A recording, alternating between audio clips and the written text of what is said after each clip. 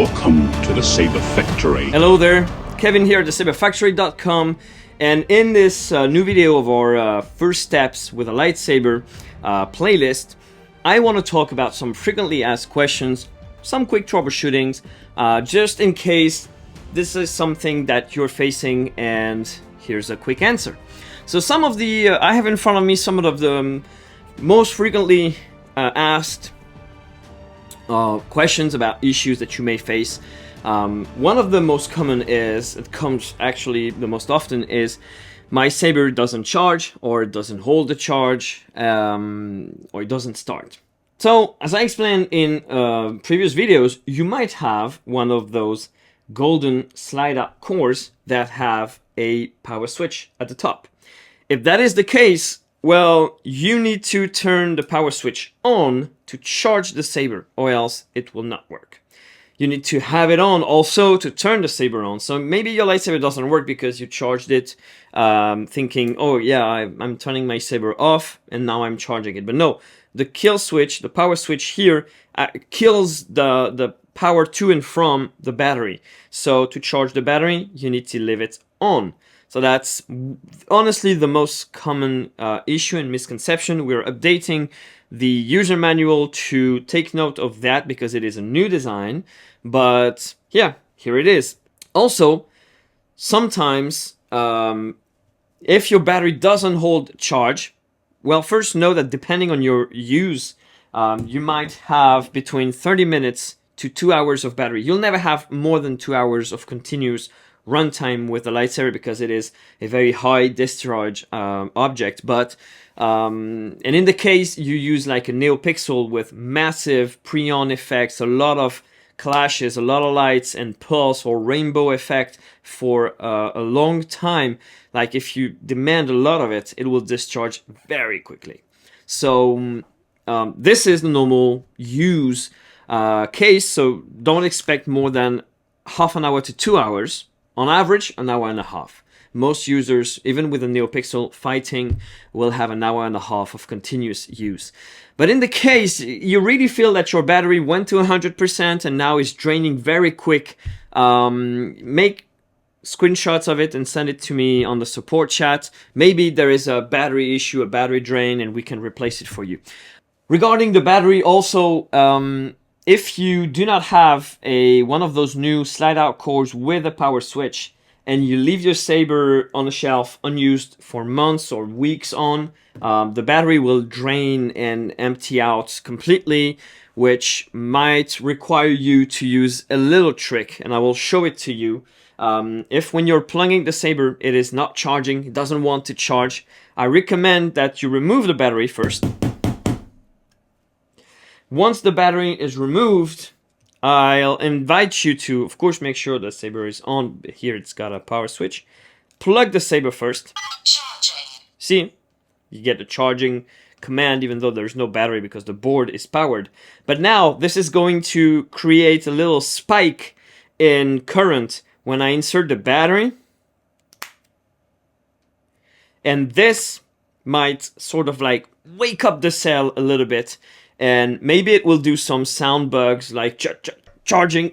Sometimes it does that because it's like trying to find 0.1% of state of charge, you know, to like trigger the sound cue. But after a couple minutes, you can even remove it and reinsert it, and it should charge normally. So that's when a battery has been left to drain.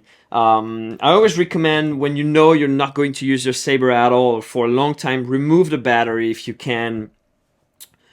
Or else it will drain, and sometimes the internals of the Saber might not be powerful enough to wake it up. So if you have a battery charger, it's best. So there it is about, you know, draining your battery. But if you have a slide-out core, you can turn it off and it should not drain out even for weeks or months. Okay? Next question that we have is, my app won't stay connected, my Xeno 3 app. I discussed it in previous video. It's simple. You might have to get very close to the Saber or remove the core out the Saber so that you have a good connection, because the hilt is a thick aluminum and sometimes goes in the way of good connectivity with your phone. Also, if it really doesn't want to work, it keeps on doing a connection over time, go into your Bluetooth settings, make sure that you delete the device, forget the device, reconnect the Saber, and it should work. If you have Android, make sure you've activated in your control center the location service, because you need it for the Saber to connect to the app. Next question we do have is about an XRGB firmware config. Okay, so when you order a Xeno 3 Saber, it can be baselit or NeoPixel, and basically in your app you have a firmware now that is common to all of those Sabers, but accidentally it has happened sometimes that you get either a badly configured file like a core was switched at factory, or that you made the mistake to click on it and you switched your firmware to a different mode. So let's say you have a NeoPixel and suddenly it doesn't light up. Maybe you switch your firmware to baselit. So make sure that you go there, check the firmware type, switch it if you need to, you click on it. It's going to give you a lot of warnings, but basically then you can select if you have XRGB, a baselit, or a pixel Saber. It is always a one function button, and you pick those and you switch your firmware mode. Then you restart your Saber and check if it works. It might just be that it happens, you know, when you play around in the app, you might, you know, trigger something like this. So yeah, just check that you are in the correct mode. If you have a doubt, send me your app screenshot, the settings screen, and I will help you fix it. Another question that we have a lot, and I hope that this playlist of videos helped you answer that, is my user manual doesn't tell me how to charge my Saber. It does when you have a dual-link Saber, because those have visible charging port and always have the same structure. So the schematics on your user manual are pretty clear on that, and you will understand it quite immediately. But if you have a replica Saber, well, maybe, you know, you don't have a visible charging port. So I've explained that in one of the first video, actually the first video of that playlist. If you haven't watched it, go watch it. Other than that, most of the time, the most common place to go and find your charging port is always by removing the pommel cap or the grip section on some Sabers. And then you have either a standard fixed core and you will see the visible USB-C port, or you do have a slide out core, and it's always the same thing. It's at the bottom of the core, you have your USB charging port. So yeah, shouldn't be too hard. Another common issue is your board has crashed. It happens. Any computer, any operating system may crash from time to time.